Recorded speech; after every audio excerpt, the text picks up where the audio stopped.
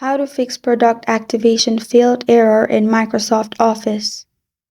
Hi everyone, it's Sophia to assist you today. Without any delay, let's jump right in. First, open Files and Folders, and then go to this PC. In this PC, click on Local Disk. After you click on Local Disk, simply click on Program Files.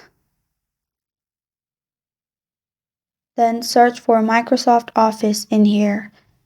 Click on Microsoft Office, then you'll find this kind of screen pop up. Click on Office 16.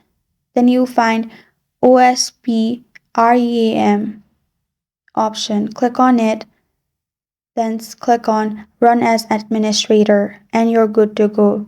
After that, simply open your Microsoft Excel and your problem will be fixed. That's how you fix product activation failed error in Microsoft Office. Thank you for joining me today. If this video helped you out, please leave a like and subscribe for more. Got a question or want to suggest a topic? Comment below. I am Sophia signing off. Until next time.